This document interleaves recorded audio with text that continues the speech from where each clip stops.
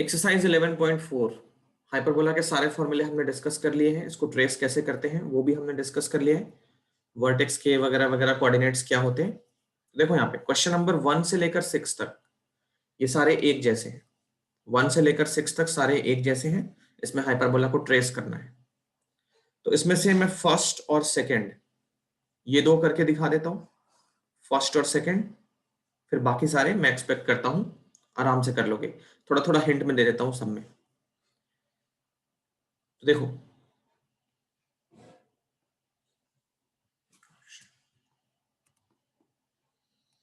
पहले करते हैं first.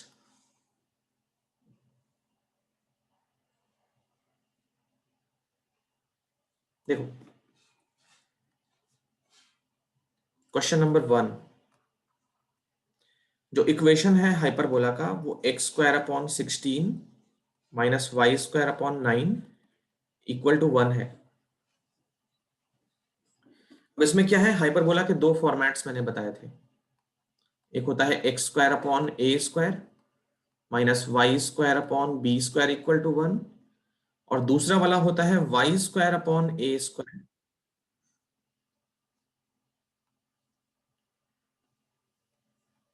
Minus x² upon b² equal to 1। Ellipse के केस में क्या होता था, एलिप्स के केस में भी दो इक्वेशन होती थी, x² upon a² y² upon b² equal to 1, बीच में प्लस होता था बस। और यहां पे x² upon b² plus y² upon a² equal to 1। ये दो फॉर्मेट होते थे एलिप्स में। तो एलिप्स में हम कैसे पता लगाते थे कि इसमें से कौन सी हॉरिजॉन्टल है कौन सी वर्टिकल है। देखो एलिप्स भी दो तरीके की होती है, एक तो हमारी हॉरिजॉन्टल एलिप्स और दूसरी होती है वर्टिकल एलिप्स। हाइपरबोला भी दो टाइप का होता है, एक होता है हॉरिजॉन्टल और दूसरा होता है वर्टिकल, इस टाइप का। तो कैसे पता लगाते हैं, इक्वेशन देख के पता कैसे लगाते हैं, लास्ट क्लास पे हमने डिस्कस किया था, एक बार फिर भी रिकॉल कर लेते हैं। तो एलिप्स के केस में x² और y² के नीचे वाले नंबर्स को देखते हैं। अगर x² के नीचे वाला नंबर बड़ा है, अगर x² के नीचे वाला नंबर बड़ा है, अच्छा एलिप्स में हम हर बार ये कंसीडर करते हैं कि a बड़ा रहेगा b से। तो अब बस ये देखना है कि x² के नीचे बड़ा है या y² के नीचे बड़ा है। ये वाले सिचुएशन में क्या है, y² के नीचे वाला नंबर बड़ा है क्योंकि हमने a को b से बड़ा ऑलवेज मान लिया है। तो इस वाले में x के नीचे बड़ा है, इस वाले में y के नीचे बड़ा है। तो जिसमें x के नीचे का नंबर बड़ा रहेगा वो हमारी हॉरिजॉन्टल एलिप्स होगी, और जिस भी इक्वेशन में y के नीचे का नंबर बड़ा है वो होगी वर्टिकल एलिप्स। एग्जाम्पल के तौर पे अगर किसी ने पूछ दिया x² plus 25 y² plus 9 equal to 1, तो ये एलिप्स तो बनेगा, बट ये जो एलिप्स होगा वो x कोऑर्डिनेट के अलोंग उसका मेजर एक्सिस होगा, इस वाले का।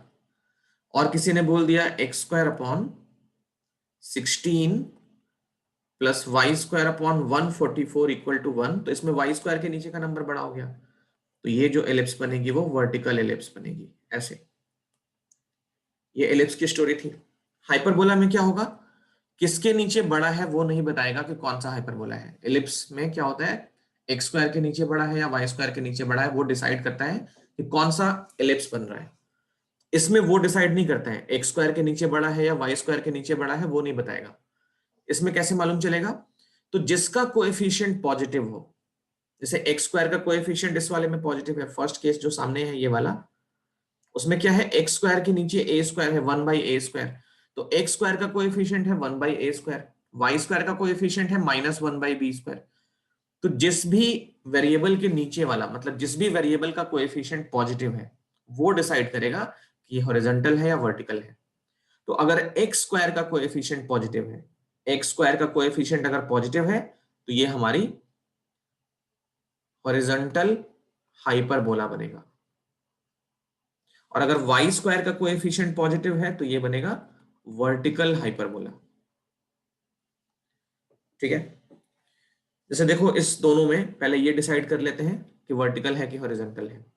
x² के नीचे 16 है, इसके नीचे 9 है, वो नहीं देखना, कौन सा बड़ा है कौन सा छोटा है उससे कोई मतलब नहीं है। एक्स स्क्वायर का कोएफिशिएंट पॉजिटिव है तो ये है हमारी हॉरिजॉन्टल हाइपरबोला। इसमें वाई स्क्वायर के नीचे पॉजिटिव है, वाई स्क्वायर का कोएफिशिएंट पॉजिटिव है तो ये हमारी वर्टिकल हाइपरबोला है। मैं एक कंफ्यूजन दूर कर दूं, बड़े छोटे से क्यों डिसाइड नहीं होगा। X square minus 16 upon y square by 9 और दूसरा इक्वेशन इस तरीके से मिल जाए x square minus 9 y square by 16 equal to 1। देखो बड़ा छोटा से डिसाइड नहीं होगा, यहाँ पे एक्स स्क्वायर का कोएफिशिएंट पॉजिटिव है, ये वाली हॉरिजॉन्टल हाइपरबोला। इसमें भी एक्स स्क्वायर का कोएफिशिएंट पॉजिटिव है, ये भी हॉरिजॉन्टल हाइपरबोला है। वाई स्क्वायर के लिए क्या होगा, तो y square upon 16 minus x square upon 144 equal to 1, और एक दूसरा y square upon 36 minus x square upon 9 equal to 0। तो इसमें देखो वाई स्क्वायर के नीचे इस बार मैंने छोटा लिया है, इस बार मैंने बड़ा लिया है। छोटे बड़े से हाइपरबोला में कुछ नहीं करना है, वो एलिप्स के लिए होता है। तो इसमें वाई स्क्वायर का कोएफिशिएंट पॉजिटिव है, ये क्या बन गया, वर्टिकल हाइपरबोला। ये भी हमारा वर्टिकल हाइपरबोला है। सबको ये बात समझ में आ रही है? Yes sir. अब बाकी Yes, कोऑर्डिनेट sir. वर्टेक्स पे कैसे निकालते हैं, इसेंट्रिसिटी कैसे निकाली जाती है, वो सब हम डिस्कस कर रहे हैं। तो ये सब हमने लास्ट टाइम पे एग्जांपल के साथ और फिगर के साथ, ग्राफ के साथ हमने लास्ट टाइम पे सब समझ लिया था। अभी देखो हम चलते हैं क्वेश्चन नंबर 1 को पहले कंप्लीट करते हैं, फिर हम उससे आगे चलेंगे। तो यहां सबसे पहले ये चीज मेंशन करेंगे कि कौन सा एलिप्स, कौन सा हाइपरबोला है ये, एज ये solution part. The coefficient of x square is positive, x square का कोएफिशिएंट पॉजिटिव है, 1/16 पॉजिटिव होता है, सो it is horizontal hyperbola. Horizontal hyperbola है ये, तो इसका ग्राफ बना लेते हैं।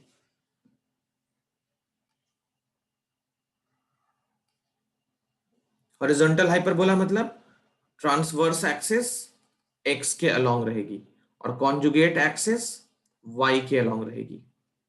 तो एक्स एक्सिस के अलोंग ट्रांसवर्स एक्सिस, ये बन गया हाइपरबोला इस तरीके से। अब इसमें देखो वर्टिसेस कहां कहां होंगे और फोकस कहां पे होगा, फोकाई कहां पे होगा। इस पॉइंट को F1 ले लेते हैं, इस पॉइंट को F2, ये फोकस है।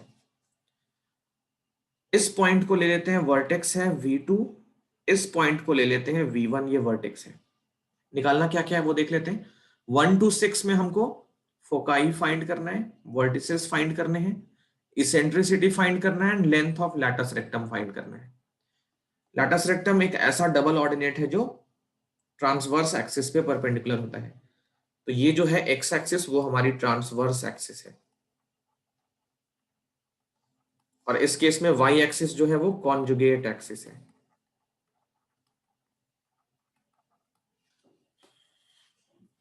It is horizontal hyperbola and x axis will be the transverse axis,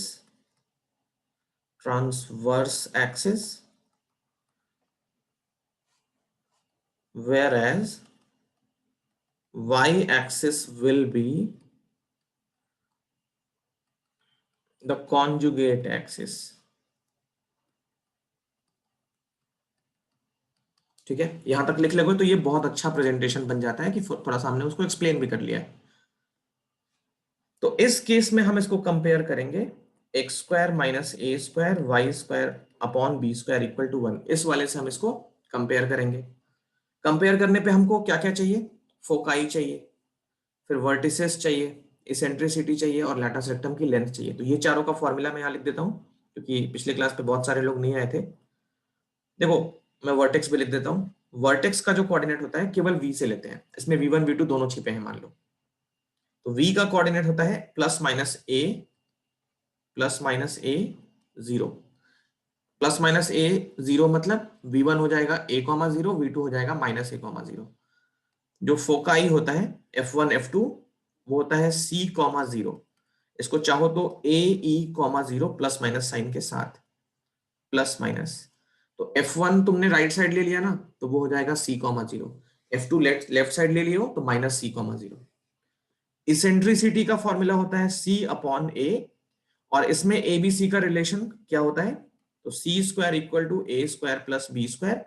यहां से सी की जगह पे लिख सकते हो A square plus B square upon A. ये हो गया इसेंट्रिसिटी। लैटस रेक्टम की लेंथ होती है 2b स्क्वायर अपॉन ए। ये हमारा किसके लिए होता है, हॉरिजॉन्टल हाइपरबोला के लिए। वर्टिकल जब आएगा तो उसका फॉर्मूला लिख लेंगे। क्वेश्चन नंबर 2 में वर्टिकल है, तुमको देख के लग रहा होगा। अब देखो क्या क्या निकालना है, फिर से फोकाई निकालना है, उसके बाद वर्टिसेस। सबसे पहले वर्टिसेस निकाल लेते हैं। तो वर्टिसेस हम V1 लिखते हैं a कॉमा 0। अच्छा, इसमें a स्क्वायर हमारा 16 हो गया और b स्क्वायर कितना हो गया 9। इस इक्वेशन को कंपेयर करना है। तो आगे चल के हमें ये पता चला a की वैल्यू 4 है और b की वैल्यू 3 है, स्क्वायर रूट करके। तो V1 हो गया a कॉमा 0 मतलब 4 कॉमा 0, एंड V2 का फॉर्मूला माइनस a कॉमा 0, तो ये हो गया माइनस का 4 कॉमा 0। वर्टिसेस निकल गया। फोकाई देखो, फोकाई होता है c कॉमा 0, तो पहले c फाइंड कर लेते हैं।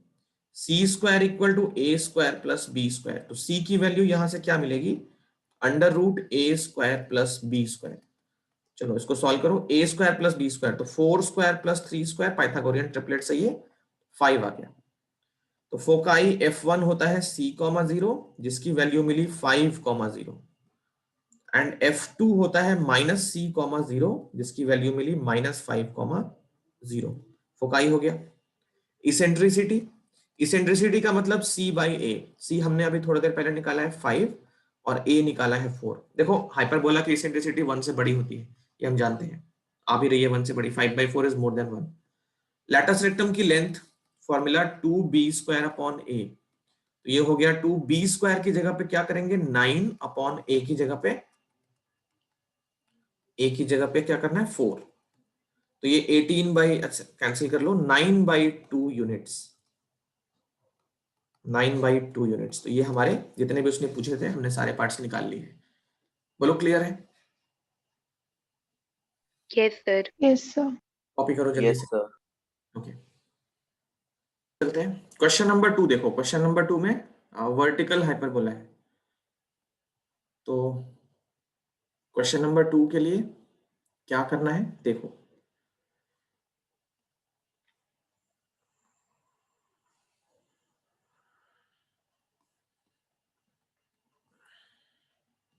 Question number 2, y square upon 9 minus x square upon 27 equal to 1। सबसे पहले क्या करोगे, ये लिख लोगे स्टेटमेंट फॉर्म में, as coefficient of y square is positive, so it is a vertical hyperbola. Vertical hyperbola का मतलब क्या होता है, that is transverse axis along the y axis, transverse axis along y and conjugate axis along x। ये मतलब होता है। तो एक डायग्राम बना ले पहले। तुम लोग लाइन सीधी सीधी खींचना स्केल पेंसिल लेके, ये कुछ ऐसा। ये बिल्कुल सिमेट्रिक होना चाहिए, ऐसा नहीं मेरा फिगर देखो इधर ज्यादा पार्ट लग रहा है इधर छोटा सा पार्ट लग रहा है, ऐसा फिगर ना बन जाए। ठीक है, मैं कोशिश करता हूं। यहां से बिल्कुल इक्वल हाफ में दोनों साइड पे सिमेट्रिक होना चाहिए फिगर। अब देखो पैरामीटर्स क्या क्या होते हैं, पहले वो कहाँ कहाँ होते हैं वो देखो। इस वाले को मान लिया F1 फोकाई, इस वाले को मान लिया F2 ये फोकस हो गया, इस वाले को मान लिया V1 वर्टेक्स हो गया, इस वाले को मान लिया V2। देखो जो भी ट्रांसवर्स एक्सिस होती है फोकस वर्टेक्स उसी पे लाई करता है, और वही वाली एक्सिस डोमिनेट करती है। यहाँ पे y एक्सिस डोमिनेट करेगा, क्यों? क्योंकि ये वर्टिकल हाइपरबोला है। एलिप्स के केस में भी मेजर एक्सिस जो होती है वो डोमिनेट करती है, उसी पे हमारा वर्टेक्स होता है। लैटस रेक्टम उसी पे परपेंडिकुलर होता है। अभी क्या होगा, लैटस रेक्टम y एक्सिस पे परपेंडिकुलर होगा। ये है लैटस रेक्टम, एक इधर से और एक इधर से भी। तो इनकी लेंथ हमको निकालनी होती है। चलो अब इसके पैरामीटर्स देख लो क्या क्या होते हैं फॉर वर्टिकल हाइपरबोला। क्योंकि वाई एक्सिस डोमिनेट कर रहा है तो वाई पे कोई भी पॉइंट 0, x के फॉर्म पे होता है या 0, y के फॉर्म पे, तो वर्टेक्स का कोऑर्डिनेट होगा 0 ± a, फोकाई का कोऑर्डिनेट होगा 0 ± c। ठीक है, इसको चाहो तो ऐसे भी लिख सकते हो 0 ± ae। क्यों ऐसा लिख सकते हो? क्योंकि e की वैल्यू होती है c/a, यहां से हम c को ae लिख सकते हैं। c का फॉर्मूला सेम रहता है a² + b² का √। ये हो गया फोकाई, ये हो गया वर्टिसेस। इसेंट्रिसिटी का फॉर्मूला यहां लिख दिया है मैंने, और लैटस रेक्टम की लेंथ इसमें भी सेम रहती है 2b² a। चलो निकालते हैं सबको। तो इस वाले को हम कंपेयर करेंगे y² a² -x² b² = 1। इन दोनों को कंपेयर करोगे तो क्या मिला हमको?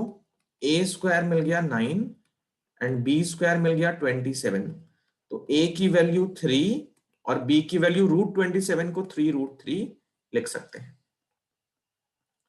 v1 हमने ऊपर लिया है पॉजिटिव y के अलोंग, तो 0, इसकी वैल्यू मिल गई 0,3। v2 की वैल्यू होती है 0, ये हो गया 0, -3। वर्टिसेस हो गए फोकाई। फोकाई के लिए c निकाले पहले। स्मॉल c की value a² + b² √it। a² 9, b² 27, add करके 36, c हो गया 6। तो फोकाई f1 पॉजिटिव वाइब के लॉन्ग है तो 0, ये हो गया 0,6। f2 0, ये हो गया 0, फोकाई हो गया। अब क्या बाकी? इसेंट्रिसिटी। इसेंट्रिसिटी होता है c/a, तो 6/a की वैल्यू कितनी है? 3, ये हो गया 2 यूनिट्स। देख लो बड़ा आ गया 1 से। और थर्ड इसने पूछा है length of latus rectum. Latus rectum की लेंथ कैसे लिखेंगे? 2b²/a, तो 2 × b² की वैल्यू 27, a की वैल्यू 3, 3 से 9 टाइम्स कैंसिल, 18 यूनिट्स। ये हो गया सारे पार्ट्स, जितने उसने पूछे थे सारे पार्ट्स हो गए। कॉपी करो इसको भी। अब 3 से लेकर 6 तक, 3, 4, 5, 6, मैं बस तुमको स्टैंडर्ड फॉर्म में लाके दिखा देता हूं। ये चारों पार्ट्स कर लेना अपना।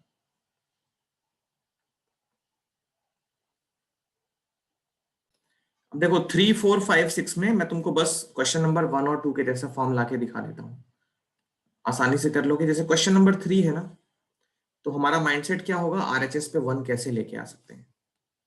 9y² - 4x² = 36। तो पूरी इक्वेशन को 36 से डिवाइड करते ही हमको आरएचएस पे क्या मिल जाएगा? 1 मिल जाएगा। अब सेपरेट करो इसको, 9y² / 36, 4x² / 36 = 1। तो ये बन गया 9 से 4 टाइम्स कैंसिल, y² / 4 - x² / 9 = 1। इसके बाद इसको अंजाम तक पहुंचाना तुमको पता है। तो 3, 4, 5, 6 ऐसे ही करना है। क्वेश्चन नंबर 3 में इतना 2 लाइन नोट कर लो और स्पेस छोड़ दो अपनी कॉपी पे। 6 तक तुम्हें कर लेना है घर पे, हम आगे चलेंगे। कितना स्पेस लग रहा है लिखने में वो देख लो, थोड़ा थोड़ा और बढ़ा के छोड़ दो, और 6 तक कर लेना। एनसीईआरटी के सारे क्वेश्चन जरूर करने हैं।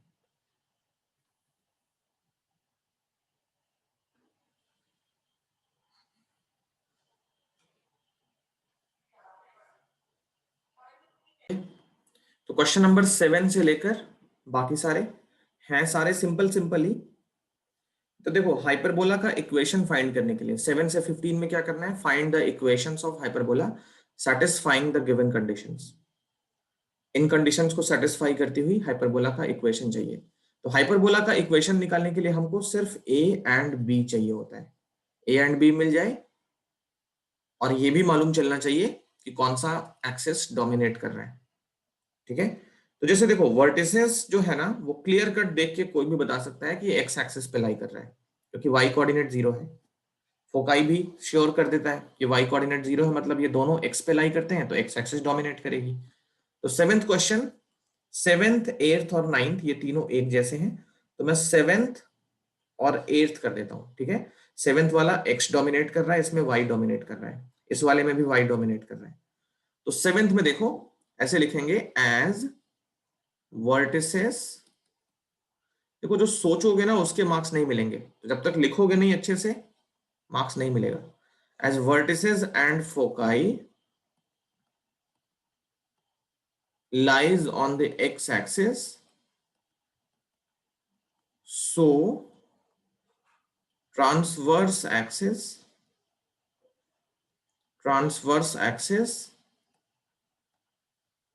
is along x and conjugate axis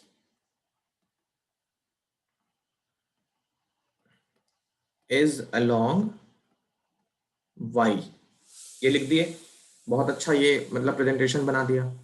अब ऐसे फॉर्मेट में हाइपरबोला का इक्वेशन कैसे लिखते हैं? एक्स स्क्वायर अपॉन ए स्क्वायर, क्योंकि जब तक एक्स स्क्वायर के नीचे का कोएफिशिएंट पॉजिटिव नहीं रहेगा एक्स डोमिनेट नहीं कर पाएगा। Minus y square upon b square equal to 1। हमें क्या करना है? ए स्क्वायर को पॉजिटिव रखना है, क्योंकि एक्स एक्सिस को डोमिनेट कराना है तो एक्स स्क्वायर के नीचे पॉजिटिव नंबर चाहिए। ए और बी बस निकालेंगे, कौन सा बड़ा कौन सा छोटा उससे मतलब नहीं है। तो ए और बी निकालें कैसे? देखो जो वर्टिसेस होते हैं ना, वर्टिसेस क्या होता है? वर्टिसेस होता है प्लस माइनस ए कॉमा 0, और इसने दे दिया है प्लस माइनस 2 कॉमा 0, तो इससे साफ पता चल रहा है ए हो गया 2। ठीक है, ए हो गया 2, तो ए स्क्वायर भी लगे हाथ निकाल लो, ए स्क्वायर मिल गया 4। आगे देखो, जो फोकाई होता है वो होता है प्लस माइनस सी कॉमा 0, और इसकी वैल्यू है प्लस माइनस 3 कॉमा 0। तो क्लियर कट पता चल रहा है सी की वैल्यू कितनी है? 3 है। अब सी का फॉर्मूला क्या होता है? C square equal to A square plus B square. इसमें से हमको सी पता है, ए पता है, तो बी निकाल लेंगे। सी स्क्वायर मतलब 9, ए स्क्वायर मतलब 16। ये कैसे हो गया? अच्छा, ए स्क्वायर, सर ए स्क्वायर 4 होगा। ए स्क्वायर 4 होगा ना, वही मैं कह रहा हूँ। ए स्क्वायर 4, मैं इस 4 का स्क्वायर कर रहा हूँ 16, और ये बी स्क्वायर, तो हम सीधा बी स्क्वायर निकाल लेते हैं, बी से कुछ करना नहीं है हमको। बी स्क्वायर हो गया 5, तो ए स्क्वायर बी स्क्वायर मिल गया। अब हमारा इक्वेशन कैसे लिखोगे? X square upon 4 minus y square upon 5 equal to 1। ये हमारा आंसर। क्वेश्चन नंबर 7 सबको क्लियर है? यस और no? Yes sir. Yes sir. Eighth भी देख लो। एट्थ में यही चीजें लिख लेना पहले, ये वाला जो है ना यहां से लेकर यहां तक ये लिख लोगे पहले। कैसे लिखोगे वो लिखना सीख लेना अच्छे से। एक्सप्लेन जरूर करना कि कौन सा तुम्हारा कंक्लूजन जो मिला है वो कैसे मिला है, क्या सोच रहे हो वो जरूर लिख देना। तो इसमें क्या लिखोगे एट्थ और नाइन्थ में? As focus and vertices lies on y axis, so transverse axis will be along the y axis. मैं लास्ट का वर्ड लिख देता हूं, transverse axis, TA stands for transverse axis along y, and conjugate axis, CA का मतलब conjugate axis, ये x के along होगा, मतलब ये वर्टिकल हाइपरबोला बनने वाला है। तो वर्टिकल हाइपरबोला अगर बनने वाला है, y हमारा डोमिनेट करेगा। Y square upon A square x square upon b square equal to 1। A और बी इसमें भी निकालना पड़ेगा।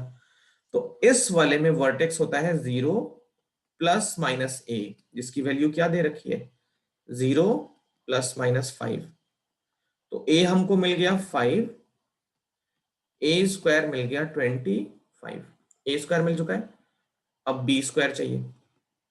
फोकाई देखो, फोकाई का ऐसे वाले सिचुएशन में जब y डोमिनेट करती है तो फोकाई होता है 0 प्लस माइनस सी, और ये इसने दे रखा 0 प्लस माइनस 8, तो c की वैल्यू हो गई 8। अब c स्क्वायर होता है a square plus b square, तो 64 equal to a square 25 plus b square.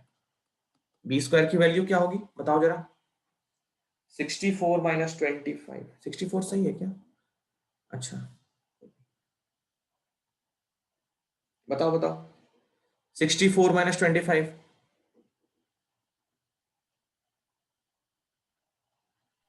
Sir 49। 49, 39,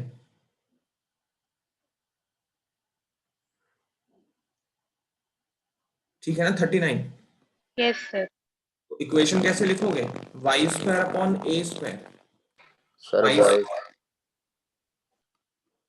minus x square upon 39 equal to 1। तो ये हो गया आंसर। 7th और 8th कॉपी कर लो, 9th वाला होमवर्क हो जाता है। 9th होमवर्क हो गया, घर पे कर लोगे। आगे चलेंगे। नेक्स्ट क्वेश्चन, 9th होमवर्क हो गया। 10th के बाद 10th से लेके 15 तक देखो कैसे करेंगे। पहले देखो 10th।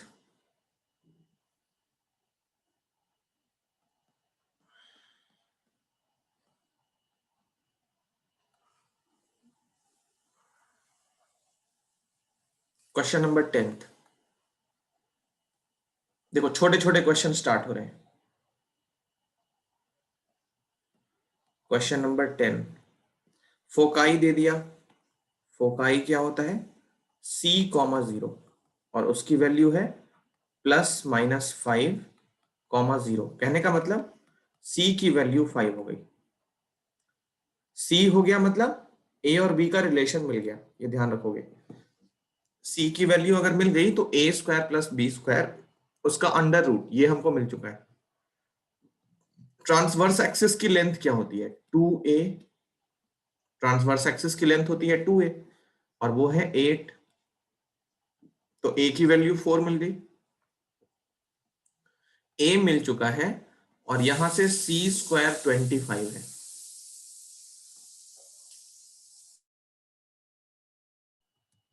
c² 25 है ना।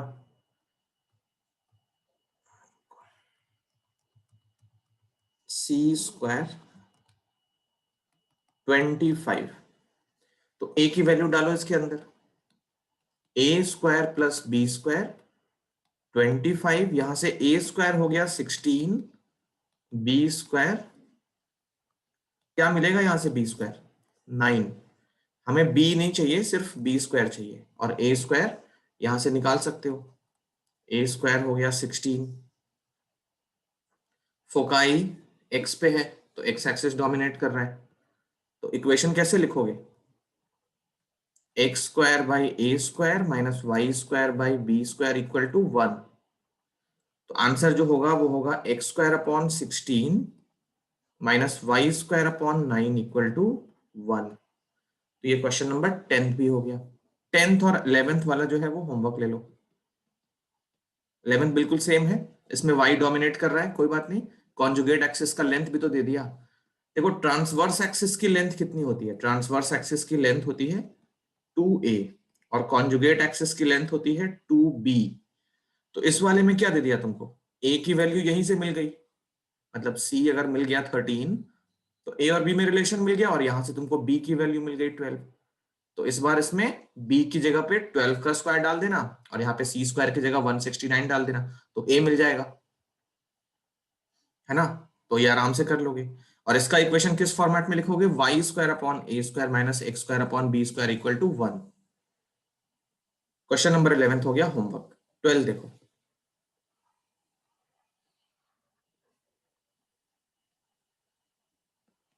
ट्वेल्थ में फोकाई होता है c,0, जिसकी वैल्यू है +-3√5,0। तो c हो गया 3√5 और क्या दिया, लैटिस रेक्टम का लेंथ दिया है 8, तो 2b² / a हो गया 8। यहां से b² की वैल्यू क्या मिलेगी, पहले तो इसको 2 से काट लो, b² की वैल्यू मिलेगी 4a। c² क्या हो गया, 3√5 का स्क्वायर, क्योंकि c को स्क्वायर इसलिए कर रहे हैं, a² + b² की वैल्यू c² होती है। तो c² करोगे तो ये कितना मिलेगा, 3 3 9 और 5 45, और c² क्या होता है, a² + b² = 45। अब इसमें b² की जगह क्या पुट करना है, 4a, तो हमको a में क्वाड्रेटिक मिल जाएगा, a² + 4a = 45 को भी लेफ्ट साइड पे ले लो। मिडिल टर्म स्प्लिट हो रहा है बहुत अच्छे से। a² कैसे स्प्लिट हो रहा है, 9 और 5 पे, 9a - 5a - 45 = 0। तो जो फैक्टर्स मिल रहे हैं वो a + 9 × a - 5। यहां से वैल्यू मिल रही है a = -9 एंड a = 5। अब इनमें से कौन सा हो सकता है, देखो a तो नेगेटिव हो सकता है क्योंकि a² चाहिए होता है हमको, है ना, a² चाहिए होता है, तो अभी कोई रिजेक्ट नहीं हो रहा है। प्रॉब्लम तब आएगी जब हम b कैलकुलेट करने जाएंगे। तो देखो व्हेन a इक्वल टू -9। तो b स्क्वायर कितना होगा, कोई बता सकता है? 4 इंटू 9 -36 ना। पॉसिबल नहीं है ये चीज। हाँ हाँ देखो, b स्क्वायर नेगेटिव मतलब कोएफिशिएंट y स्क्वायर का नेगेटिव हो सकता है, बट उसका मतलब ये नहीं है कि b स्क्वायर नेगेटिव हो जाए। जैसे मान लो हाइपरबोला का इक्वेशन क्या होता है, x square upon A square minus y square upon b square equal to 1, ये होता है। तो इसको कोई ऐसे ना समझ ले, एक्स स्क्वायर अपॉन ए square plus Y square upon minus B square, ऐसे ना कोई समझ ले। मैथमेटिकली बिल्कुल करेक्ट है, बट बी स्क्वायर की वैल्यू नेगेटिव नहीं आनी चाहिए, क्योंकि बी स्क्वायर की वैल्यू अगर इस तरीके से आ जाए नेगेटिव, तो बी तो हमको फाइनली निकालना पड़ता है ना। ट्रांसवर्स एक्सिस की लेंथ कैसे निकालेंगे बिना बी के? तो बी यहां पे नॉट रियल है, इसलिए हम इसके करस्पॉन्डिंग जो ए की वैल्यू है ये वाली, वो रिजेक्ट कर रहे हैं।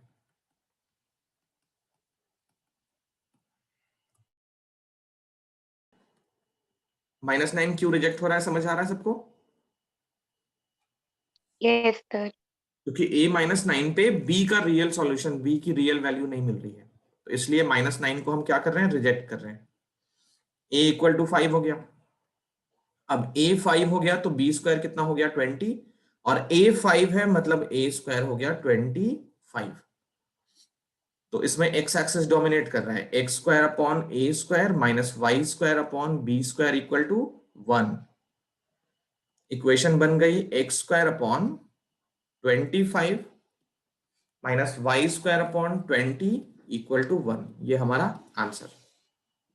10th और 12th कॉपी कर लो। 13th जो है वो होमवर्क हो जाता है, सेम है बिल्कुल।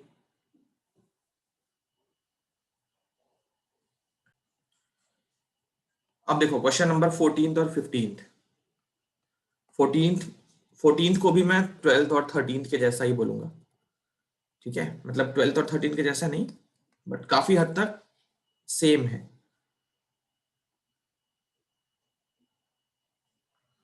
देखो सबसे पहले 14th में क्या करोगे, मैं थोड़ा सा समझाऊंगा, तुम पूरा कर ले जाओगे।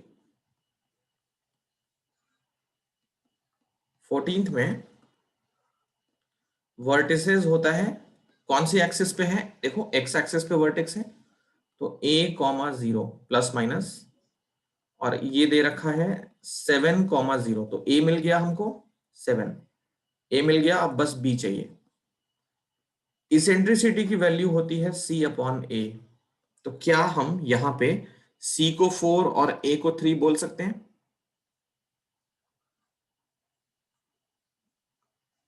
यस और नो? No, sir. पर लेकिन ये तो 7 आ रहा है ना।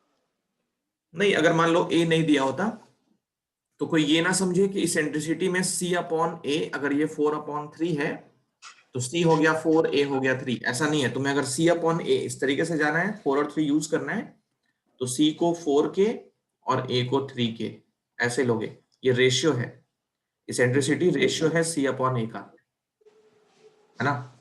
इसका ध्यान ओके। रखो। इसेंट्रिसिटी मिल चुका है हमको, नहीं मिला है अभी। c की वैल्यू यहां से, सॉरी, कैसे करेंगे? देखो इसेंट्रिसिटी को और थोड़ा एक्सपैंड करो, c की जगह पे क्या लिखते हो, a square plus B square upon का a। इसेंट्रिसिटी है 4/3। ये देखो a स्क्वायर हमारा हो गया 49, बी स्क्वायर अभी पता नहीं है, नीचे है a, तो वो हो गया 7। अब क्या करो, 7 को इधर ले जाओ, 28/3, ये हो गया 49 प्लस बी स्क्वायर। तो यहां से स्क्वायरिंग बोथ साइड्स कर लो पहले, तो बी स्क्वायर प्लस 49, 28/3, तो 784/9। 28 का स्क्वायर 784, 3 का स्क्वायर 9, तो बी स्क्वायर क्या हो गया, 784/9 माइनस 49। जरा इसको करो सिंप्लीफाई, कोई भी सिंप्लीफाई करो इसको। बी स्क्वायर कितना आ रहा है बताओ जल्दी। 49 इंटू 9, 343, 343/9, ये हो गया बी स्क्वायर की वैल्यू। एक बार चेक कर लो जरा।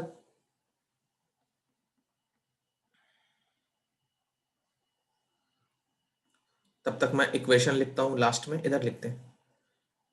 इक्वेशन होगी x square upon A square minus y square upon b square equal to 1। तो x square upon 49 minus y square upon 343 upon 9 equal to 1। तो ये 9 कूद के ऊपर चला गया। X square upon 49 minus 9 y square upon 343 equal to 1। ये हो गया आंसर। चेक नहीं कर पाया अभी तक? सर कर हो गया लिया, सर, यही सही आ आ गया। रहा ये है ना? Yes sir. 15 देखो, लास्ट क्वेश्चन।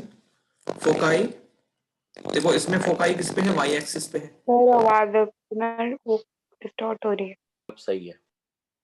तो फोकाई दिया है 0 प्लस माइनस √10। ये होता है 0 प्लस माइनस सी। तो सी की वैल्यू क्या मिल गई? सी की वैल्यू मिल गई √10। सी की वैल्यू √10 मिल गई। और क्या दिया है? Passing through a point 2,3। 2,3 से पास कर रहे हैं। तो देखो इसको इसके अकॉर्डिंग क्या करोगे? वाई एक्सेस डोमिनेट कर रहे हैं तो y square upon A square minus x square upon b square equal to 1। ये हमको मिल गया। सी से हमको ए और बी में एक रिलेशन मिल गया और ये पी पॉइंट सेटिस्फाई करेगा क्योंकि ग्राफ पे लाई कर रहा है। तो ए और बी में दूसरा इक्वेशन, फिर उसको सॉल्व करेंगे, थोड़ा लंबा होता है। तो पहले सी स्क्वायर हो गया 10, इस वाले को स्क्वायरिंग ऑन बोथ साइड, तो सी स्क्वायर हो गया 10। सी स्क्वायर 10 मतलब ए स्क्वायर प्लस बी स्क्वायर हो गया 10। ये फर्स्ट इक्वेशन। अब इस पॉइंट की वैल्यू को इस इक्वेशन में पुट करो। तो x की जगह पे 2, y की जगह पे 3, 9 upon A square minus 4 upon b square equal to 1। Cross multiply, simplify, 9b square minus 4a square equal to a square b square. ये है इक्वेशन नंबर 2। अब देखो इसमें क्या करोगे? a स्क्वायर या b स्क्वायर कुछ भी निकाल लो इक्वेशन 1 से। चलो b स्क्वायर निकालते हैं। b स्क्वायर हो गया 10 माइनस a स्क्वायर, और बी स्क्वायर जहां भी दिखे वहां पे ये डाल दो। तो 9 into 10 minus a square minus 4a square, a square तो as it is b square की जगह 10 माइनस ए स्क्वायर। तो ये बन गया 90 माइनस 9a square minus 4a square equal to 10a square minus a to the power 4। a to the power 4 LHS पे आ गया तो पॉजिटिव हो गया। देखो ये 9 और 4 13 है, माइनस का 10 इधर से और मिल गया माइनस उसको। तो ये हो गया 23a स्क्वायर और प्लस का 90 इक्वल टू 0। एक बार देख लो जरा, सही है ना?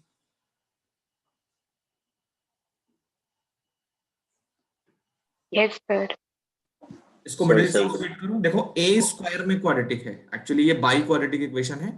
तो a स्क्वायर में क्वाड्रेटिक है ना, इसको लिखो a टू द पावर 4, 23 और 90 तो ऐड होना चाहिए 23 माइनस का और मल्टीप्लाई होना चाहिए 90। 18 और 5 पे ये स्प्लिट हो रहा है।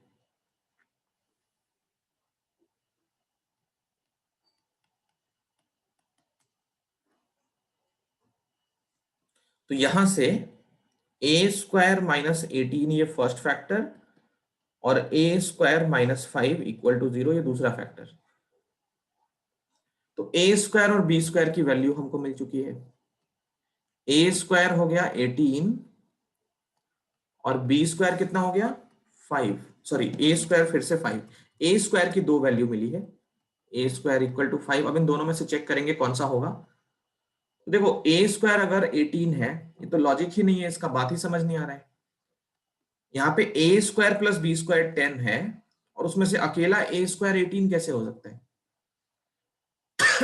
इस बात को समझ रहे हो? Yes sir. a square plus B square 10, so a square can't be 18। ये वैल्यू रिजेक्ट हो गई। a स्क्वायर 5 ये ठीक है। a square plus B square 10 था, a स्क्वायर को 5 पुट कर लिया, ये हो गया b स्क्वायर इक्वल टू 10। तो b स्क्वायर भी 5 मिल गया।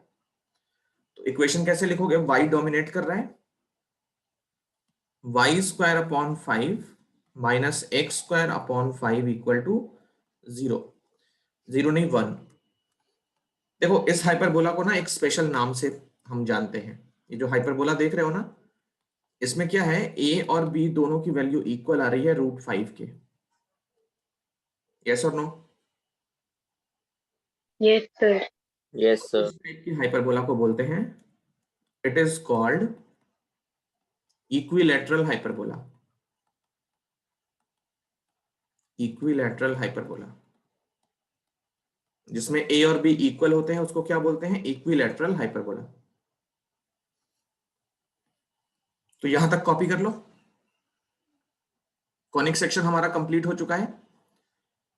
इसकी डाउट क्लास रखेंगे नेक्स्ट वीक में। तो अपने पैराबोला, एलिप्स और हाइपरबोला सॉल्व करना स्टार्ट करो। पहले एनसीईआरटी, फिर उसके एग्जांपल्स, और उसके बाद एक्स्ट्रा चीजें अगर मन करे तो कर सकते हो।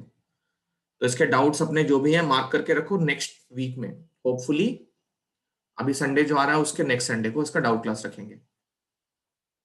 तो ये हमारा कंप्लीट हो चुका है। अगली क्लास पे हम कुछ नया चैप्टर स्टार्ट करेंगे। ठीक है, 11th वाले Sir. बच्चे जा सकते हो।